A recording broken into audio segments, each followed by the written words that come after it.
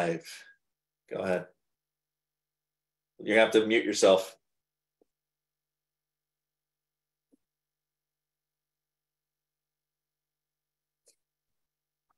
Okay. There we go. Thank you. Good morning, everybody. And it is March the 31st. The slaughterhouse of failure is not in our destiny. We shall persevere until we succeed. So since it's the end of the third month, we thought it might be a good idea to take a little stock and accountability and introspection to see, what have we done in these last 3 months? Did we follow a plan? That we supposedly wrote out in November or December for this year? So I wanted to take stock and accountability. We've got about 12 points or 10 points to talk about, but before we can do that, we also need to take stock about Dan and me. What have we achieved with these calls? Have we done a good job? Have we not? Are they useful? Are we making a difference? Can we make them better? Of course we can. How? That's what we wanted from you. So can we be more effective?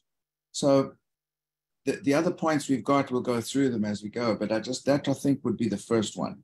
That we'd like to actually hear from you as well. It's like a board of directors. You are all the board of directors, and Dan and I are the people that are just doing this particular call. We'd like to hear from you.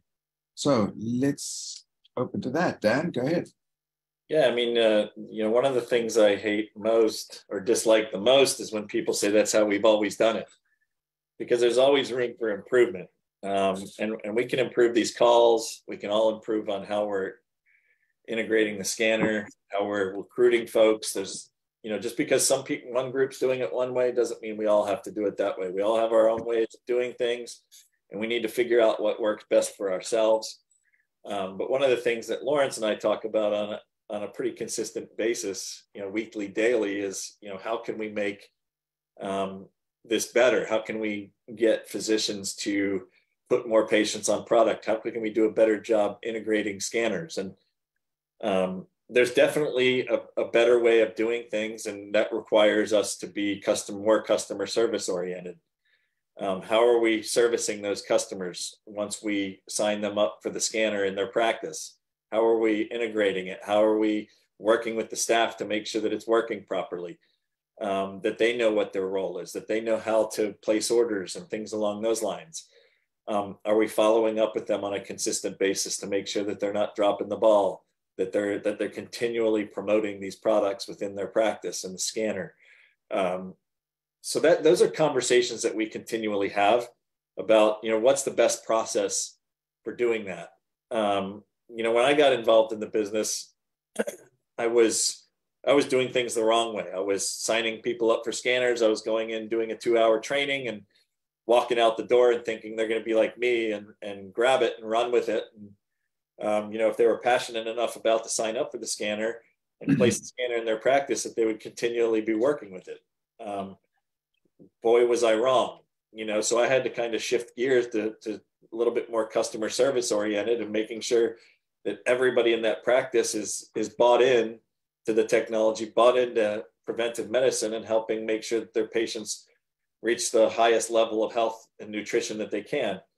And so we need to spend more time with these practices to make sure that we can maximize the benefit to their patients, maximize the benefit to the practice financially, which in turn, through serving them, is going to maximize the potential for ourselves and our businesses.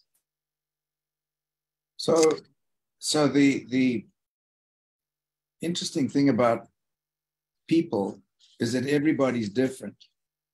And actually, I've actually mentioned this to Dan. I said, Dan, you're one of these guys. And for example, Andy Feltz, same thing. Andy Feltz and Dan are kind of the same type of mold. They just see something and say, I'm going to get on with it, get out of my way, and that's it.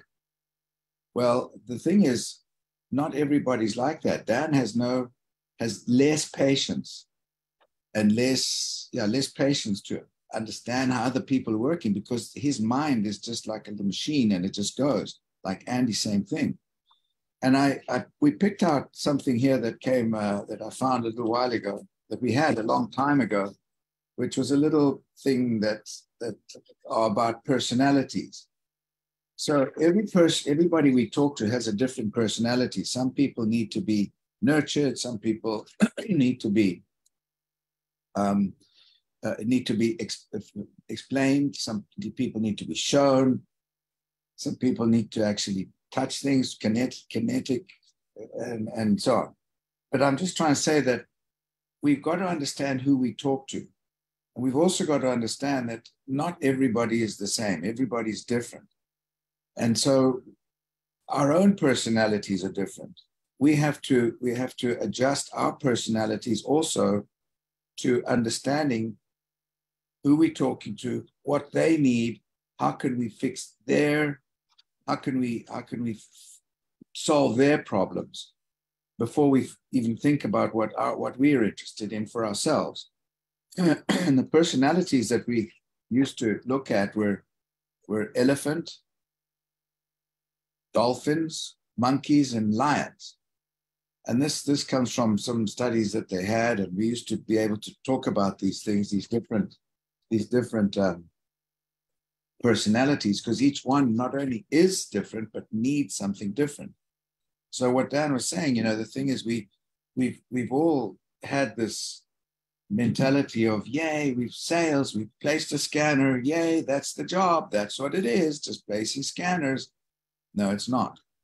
The scanner is a Rolls Royce with a Ferrari engine, and unless we drive it, unless we use it, unless we make it productive, it's just going to sit there and gather dust, and it's not going to do anything. So our job is to be able to be very consistent and to make sure that the building has been constructed with adequate foundations. If the building doesn't have foundations, it'll fall down. It won't happen. It just fall down. And we forget that.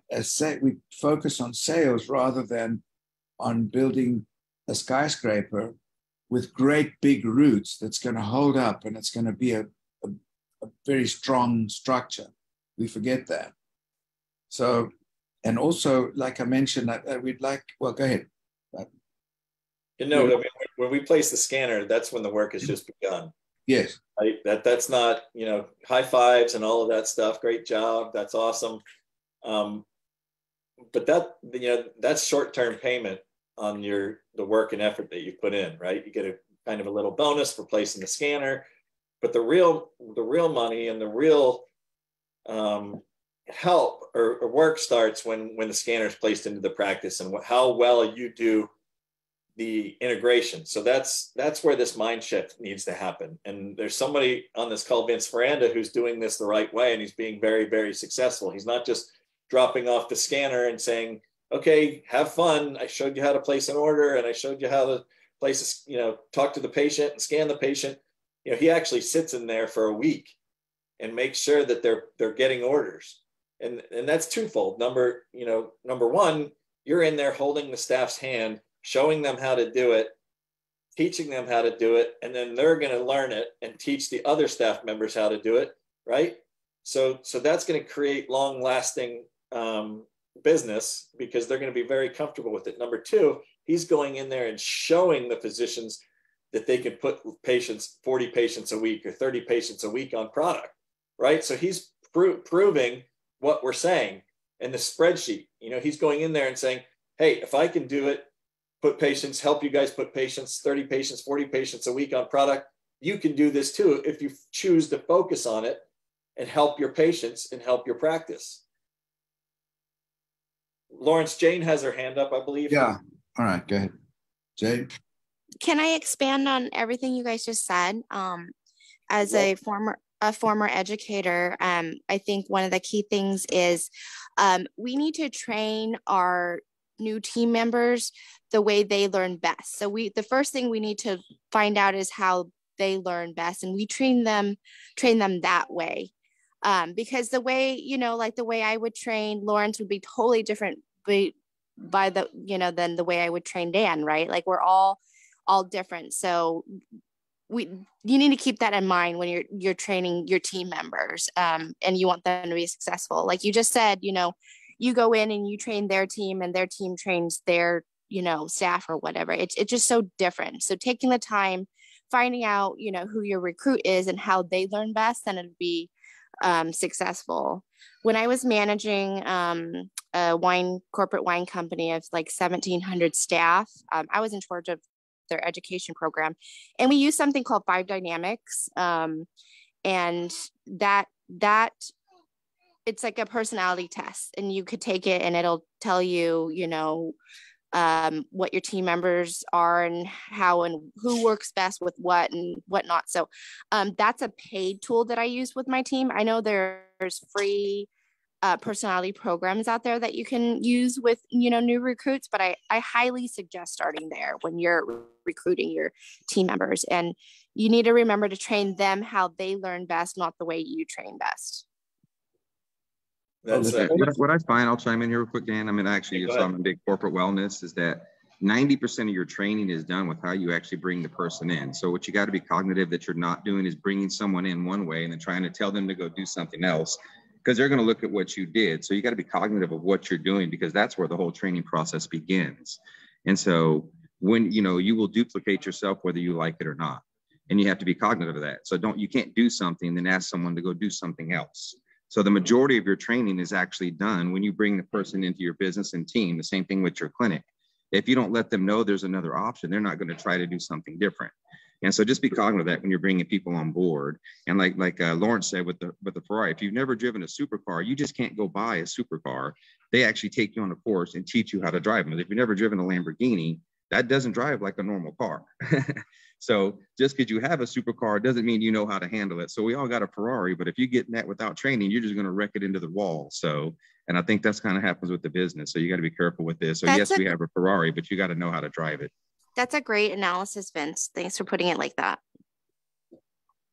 Yeah, thank you. When I was at Zimmer Biomet, I did a training where we all did an insights discovery personal profile.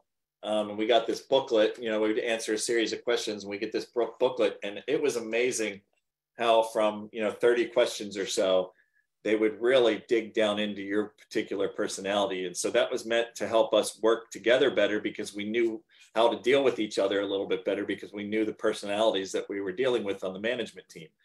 Right. So, maybe it's important also that we spend a little bit more time with the folks that we're bringing onto our team so that we can understand who they are a little bit better. During that training process as well. And then that goes the same thing for your physicians that you're bringing on board and their staff. What kind of personalities do they have? To Jane's point, some people are more visual learners. Some people are more auditory learners. Some people need to read the material and be taught physically. You just need to figure out what kind of learners they are. And sometimes it's as simple as just asking them, how do you learn best? Right. And then you go down that path, because you're going to be most successful doing it. Exactly. Ask them how they learn best. Because, like I have a doctor in Pompano Beach. He needs a lot of hand holding, right? So I have to fly there and I already trained him once. But he needs it again. Yeah, that's my weakness. My weakness is, and I know this, is going to be integrating into the physician practice, because I just don't have the patience for that. Because I can be trained to do something and I'll just do it, and it gets very frustrating for me when other people can't do that. So that's my definite weakness. And that's something that I need to work on, and mindset shift for myself. That's good that you know it. Awareness is the first step. Yep. I think cognitive wise, we got to remember that even if you train someone, they're only going to retain 10% of what you do. And that's why this compound training. I mean, I've literally trained a clinic a whole week, and I always come back the second week, because I've literally, after all week, remember, they forget everything that weekend. And I've come back and I've literally watched them try to scan someone, and they don't even have the iPad. And they're like, it doesn't work. And so, we learn at the same rate we did as when we were young. The problem is now that we're old, we're just stubborn because we think we actually know. But you're not going to learn at that different rate. So this time that they think they got it, remember this, they're only retaining 10% of that. And that's why it's so important to be there hands-on for that length of time, because 45 minutes or whatever, a quick webinar, that doesn't do it. I mean, they're going to forget how to sync it up by the time you get off the call. And so, you need to be there with that clinic, because there will be a crisis in that first 7 days. I've not been in a clinic where the little X didn't come up, or it doesn't thing, or they didn't know what's going on. And you need to be there at that point of crisis to walk them through it. And I think that's where the point of breakdown happens at most of our clinics, is that at that point of crisis, we're not there. And the doctors don't have time. I'm in there triaging with patients. I mean, they got 5 to 8 minutes of patients. I mean, they're room to room to room. And they don't have time to deal with a point of crisis with a scanner, especially when it's new. It's easier just to throw it in the closet. I've been in clinics where they have $100,000, $200,000 machines sitting in the back room that they just never got around to it. So I'm telling you, if they'll do that with a $200,000 piece of equipment, what do you think they're going to do with a $3,000 piece of equipment? So, you know, it's at that point of crisis, you have to be there. And that's where you establish a different level of rapport, where they'll have the confidence to call you when you're not there. So just to eliminate that point of breakdown is what I call it. No, that's really good advice. I mean, it's not just about training the staff how to do things right. It's about how to deal with obstacles when they prop up, and there are always going to be problems, you know. And for us to sit there and say, okay, I need to do a 2-hour training with them on Zoom, and then I'm going to walk away. You know, if they have a problem later that afternoon, they're just going to throw that thing to the side, and they've got way more important things to worry about than trying to fix this scanner. You know, so we need to be there in those times of crisis. So like Vince is saying, and the only way that you're going to do that is if you're going to dedicate a full week to go in there. And they may not need you for a full week from the standpoint of, you know, if they've got really good staff, if they've got an office manager that's going to take this thing by the reins, and they've got 1 or 2 people that are going to focus on this thing, it's going to go very smoothly from the get-go. It's when they don't have somebody who's going to take the reins, when there's multiple people trying to run the program, you know, that's where things start to get sticky, because you've got to train more people. And like Vince said, they're only going to retain 10% of what you teach them. And so if you got 5 people that are only retaining 10% of what you teach them, and you don't know if they're all retaining the same exact things, that's where things start to break down. But like you said, you need to be there for those times of crisis. And the only way you're going to do that is if you're there for more than 2 hours. Well, the thing is also, we've got to consider how many physicians do we have that are putting on 350 patients a year on subscriptions. That's 2 patients a day. That's 350 a year. That's about $30,000 for the reps. 6 of those, you're approximately $200,000 a year, approximately, for the rep. So how many of us have actually got, say, 6 frontline doctors maximizing the efficiency to do a minimum of 2 patients a day, which would be 40 a month? How many of us have done that?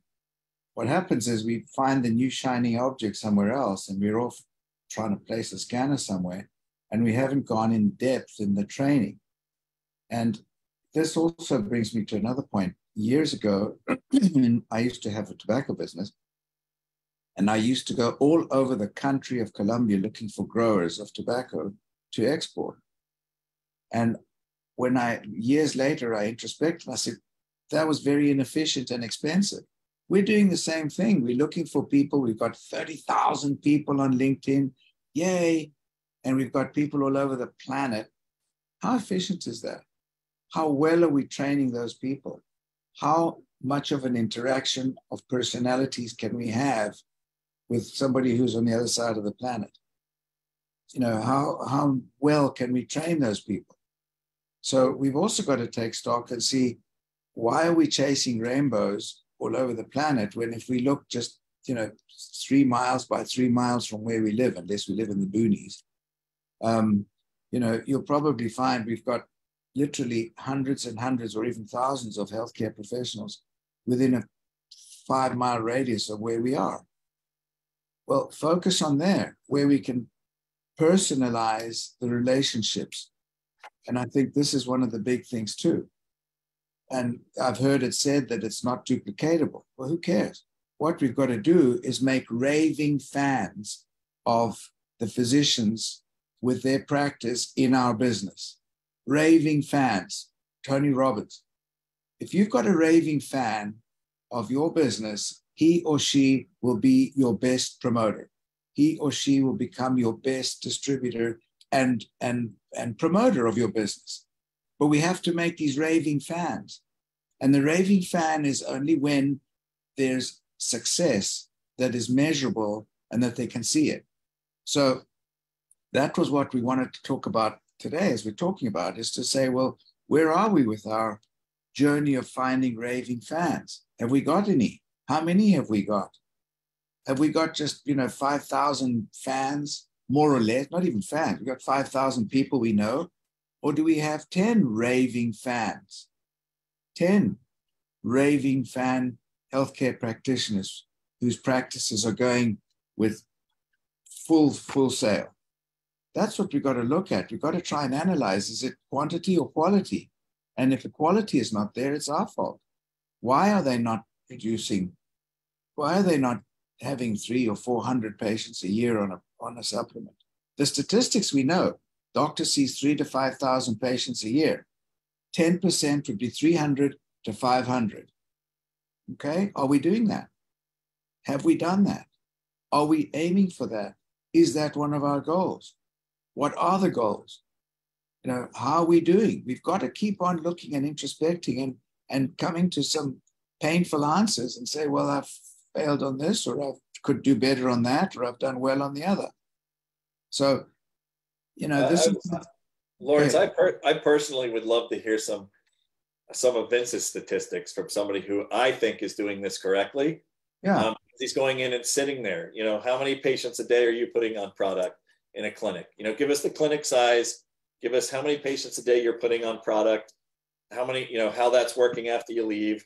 A month, a year, whatever. So yeah, I mean, I've slowed down. I'm not trying to put as many clinics on right now. I'm just building in the clinics that I got, and we're seeing massive sales volume come in right now. I think we're looking at crossing 30,000 this month on just a few. And so the average orders I'm getting in per clinic, I mean, it's really with the doctor buy-in. And so once I have the doctors on the product, is like you said, having the advocate. Well, the advocate is first of all having the doctor on the product. If your doctor's not taking the product or doing it, you're wasting your time, because what I found is the patients want what the doctors have. And so I teach all my doctors to keep a life pack in their pocket, and they pull it out when they're talking to the patients. And it's just this cognitive thing that happens to where they're like, oh, that's what you're taking, doc? Well, I want what you're taking. And it eliminates the sale. So the biggest thing is teaching the doctors that they're not selling, they're just redirecting and referring and validating that they're recommending their patients what they're already doing. I traditionally see an average of about 3 to 5 orders come in from the clinics that send me the orders. Now, I know they see a lot more because you're getting repeat, but we are seeing an average of about 3 to 5 orders come in from my Dr. Sharma clinic. And what we did with that clinic initially, they see about 70 people a day. That was the one I did 88 patients in the first 2 weeks.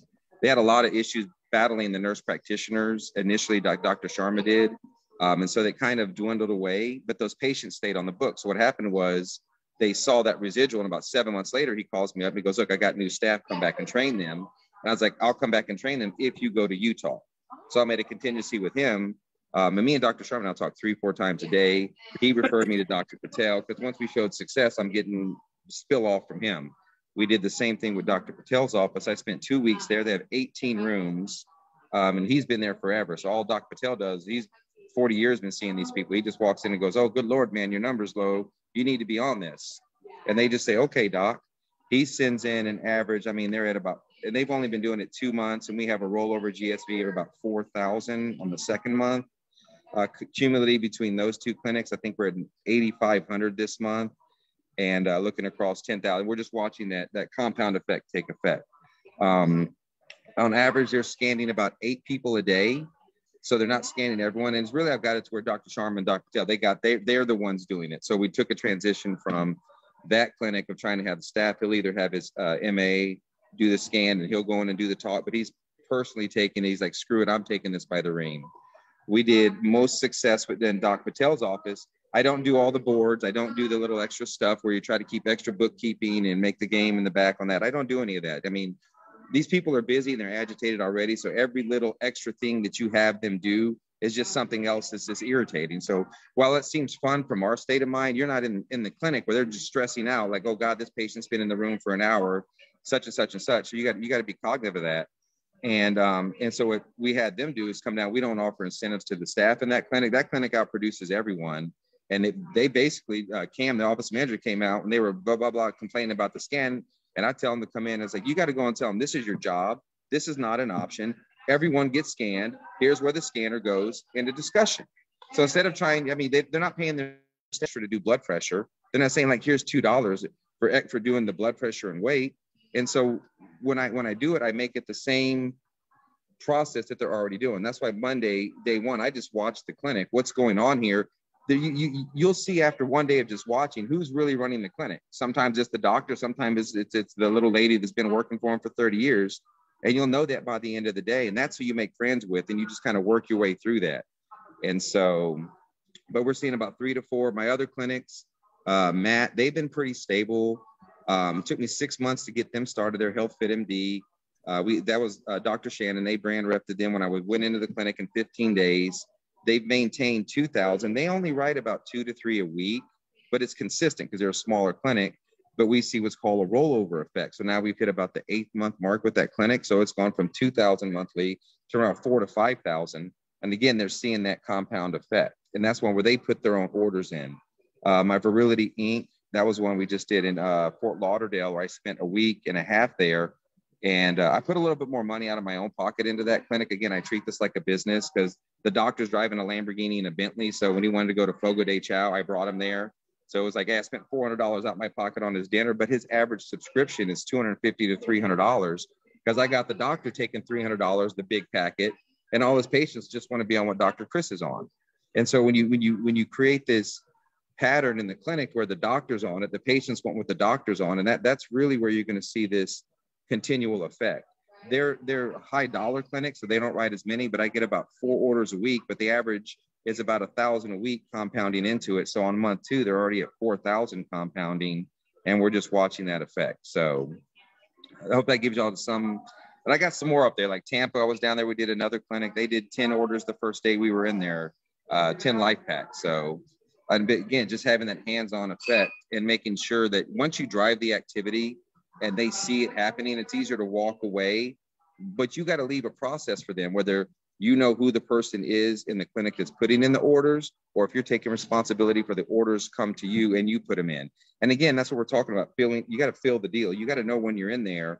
And sometimes for the bigger clinics, it's easier for them to just say, hey, send us the orders. I mean, if they're seeing 50 to 60 people a day, there's no way in hell you're going to put the order in because they're going through MAs and PAs like on a monthly basis. Now you're stuck going in trying to teach a half-wit how to put it in order. And if you never put it in order, I'm dead serious. They're half-wits. And it's like, you got to train them 3 different times. And so why would I'm wasting more of my time doing that? Send me the order. Let me put them in. So if the clinic's seeing over 50 people a day, you got it right there. You got to take responsibility to put the orders in. If the clinic's seeing 10 to 15 people a day, then it's easier to say, okay, they're not going to put that many orders in. And I train someone there in the staff to take responsibility. And that's literally where I draw the line. So based on the amount of people the clinics are seeing determines whether I'm going to have the clinic put the orders in or shift them to me. But if they're over 30 to 50 people a day, you're crazy if you think they're going to do anything more. If they do 5 orders, you think they're going to take an employee out and make them do 2 hours? Because if it takes me 10 minutes and I'm halfway intelligent to put an order in, God forbid how they do it. And you think they're not going to remember how to go in and change it to bi-monthly and do all this other crazy stuff. And you just created a problem. So the idea is, look, see the problem before it comes and don't let it happen. And so that's my coffee fueled sermon. So pass back to you, Dan. Hey, thank you, Vince. I just want to verify with you. Does that make you a 3/4 wit then? Maybe. Oh, that's fantastic. No, Vince, that's great. I mean, from all the people that I know that are working this business, including myself, Vince is doing exactly what we should be doing. Now, we may not all have the time to go sit there for a week because you got full-time jobs or whatever it may be. But if you can carve out the longest amount of time that you can to spend in this practice while you're integrating this, the higher the success rate you're going to have.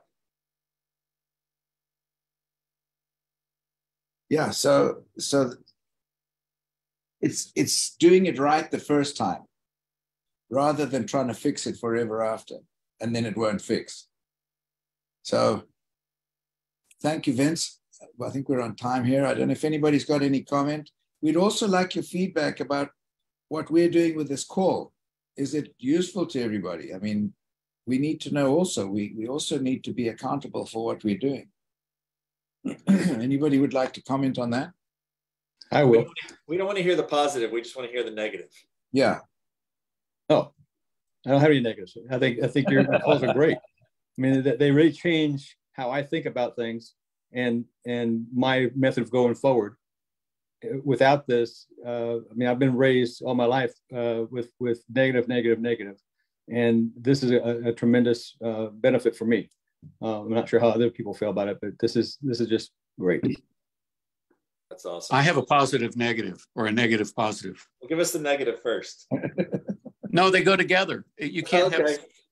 So first of all, I think it was a really great thing to have Vince step through some of the very practical steps that he takes that every one of us can absolutely turn our businesses around if we're just listening and paying attention.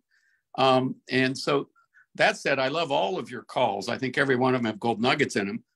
But bringing in this periodic, very hands-on nuts and bolts approach is probably incredibly instructive and helpful for everybody that gets on the call.